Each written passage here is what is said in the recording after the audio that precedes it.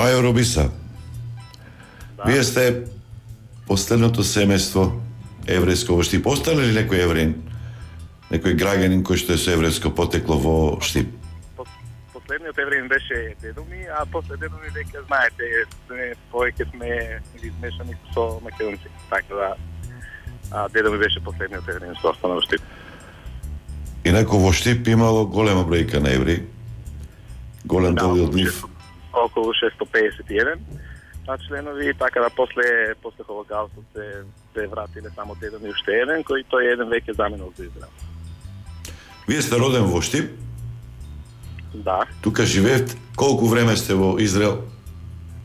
Во Израел живеам веќе 20 години, но стално доаѓам за Штип, пошто тука ми е, тука е мојот роден град, тука сум живеел, тука се моите најблиски другари и сето тоа, знаете како е.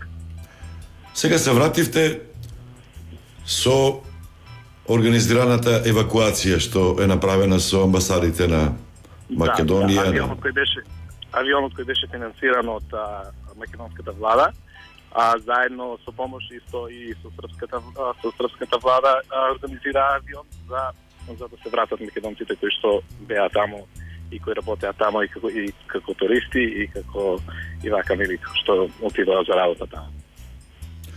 Ми кажете, се знае ли колкава бројка на македонци или државјани на Израел кои што се по потекло од Македонија живеат таму? Се уште не ја знаеме точната бројка, пошто од Македонија се иселувале уште во 1938 година имат заминато од Македонија евреи кои живееле тука и од таа година па наваму стално значи некои идат на работа, некои се иселуваат и така. Се уште нема точна бројка, но може да се каже дека околу 500 и нешто луѓе живеат таму македонци, а некои од нив сега се вратија со авионите околу 100 и нешто, а некои други останаа таму пошто ти многу повеќе години живеат таму и се имат нели створена фамилија и така.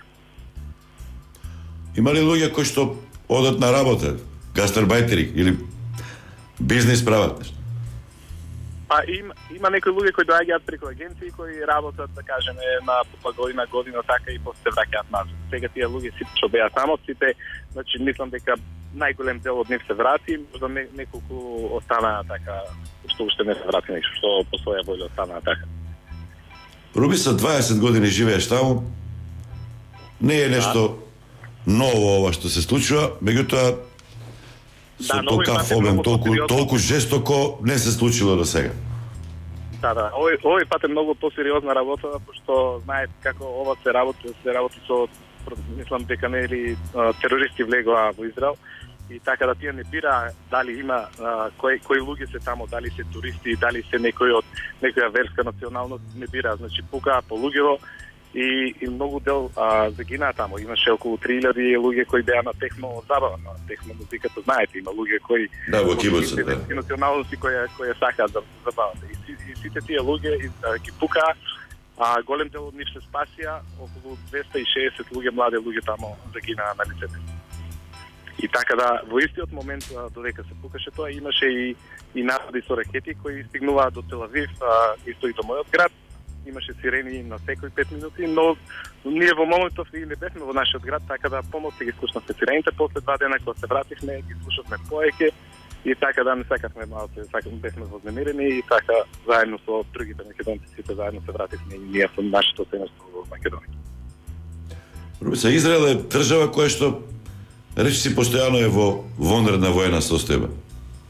Може да се видат војници, вооружени полицајци секојаш низ градовите, на улиците. Како секоја држава и Израел има полиција, има војска која нон-стоп е активна и така да не е секогаш во војна, понекогаш се дешавало такви да има доле нели интервенции до границата кај што е со Газа, но тоа сега што се деси нешто е пожестоко и мислам дека ќе потрае повеќе време.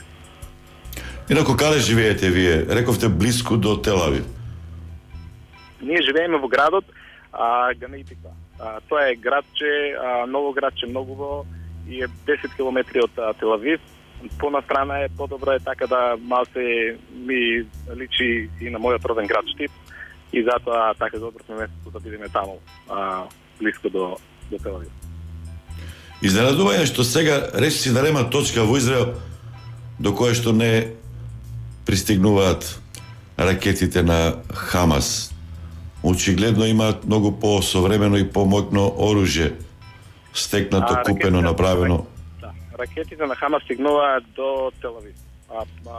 Малце, може да се каже 10 километри на север од Тел Авив може да пристигнат, значи го поминуваат малце Тел Авив, но не постигнуваат подалеку од тоа. Но Израел има друг проблем што и од они праќаат, значи работата и со Либан, со тамо која има друга терористичка група која од тамо и тие од север почнуваат да напаѓаат, а нивните ракети можат да стигнат до Тел Авив. Така да што цел Израел е нападнат може да го нападнат со ракети. Израел има исто железна копула која се брани од тие ракети, која може 99% да ги фати од тие ракети.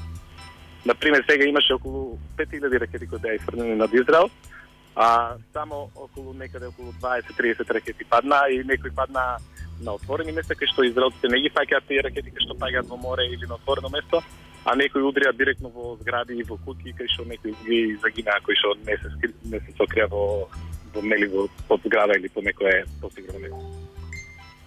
Рубиса, постојано живеете во таа, да ја наречем, воена состојба, психоза.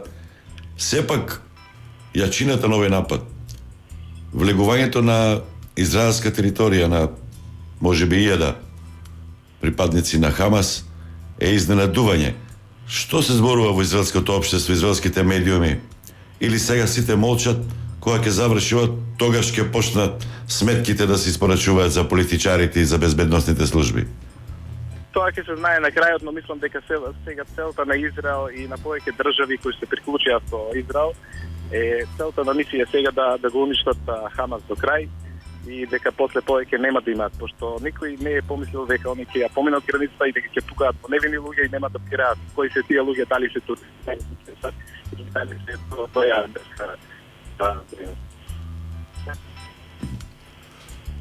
Колку време, како ќе заврши ова, дали ќе има копнена офанзива, има ли можности, шанси некој, не дај Боже, да се развие во поголем конфликт, да се вклучи и Иран и така натаму? Па видите, јас не сум воено да ги разбирам толку работите, но мислам дека како што најавуваат по телевизија, како што вие гледате, дека се планира да се влезе во котло, пошто само така може да ги исчистат тие луѓе што прават не прават и